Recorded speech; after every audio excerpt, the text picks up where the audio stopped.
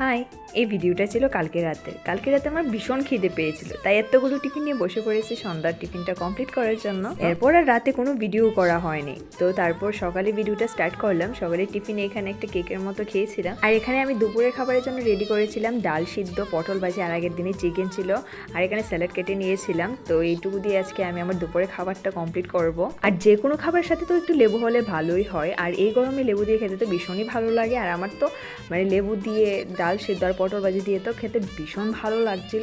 যা গরম পড়েছে এই গরমে তো আমার কাছে সাদা মিঠে খাবারটাই মানে বেস্ট মনে হয়। তোমাদের কি মতামত কমেন্টে জানিয়ে যেও। তাছাড়া গরমে তো এত হাবিজাবি রান্না করতে ইচ্ছে করে না, এত গরম পড়ে মানে রান্নার কাছে গেলেই মনে হয় যেন মানে গাটা জ্বলে যাচ্ছে, এরকম একটা ব্যাপার। বাইতাবে আমার খাওয়া কিন্তু এখন আর শেষ হয়নি, তোমরা কিন্তু কোথাও যেও না যেন। আর এই গরমে তো সব সবজি নষ্ট হয়ে যায়, তো কালকে যে চিকেনটা ছিল তো সেটা আমি মানে আজকে সকালেই তাড়াতাড়ি করে গরম করে নিয়েছি, না হলে আর খেতে পারবো না।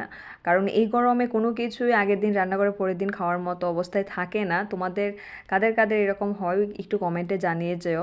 আমার এখানে কিন্তু ফ্রিজ নেই, তো সেজন্য এই প্রবলেমটা আমার ফেস করতে হয়। তো যাই হোক, খাওয়া দাওয়া কমপ্লিট করে আমি এখানে দুপুরে একটা আইসক্রিম খেয়ে নিয়েছিলাম। দেখা হচ্ছে অন্য কোনো ভিডিওতে। টাটা।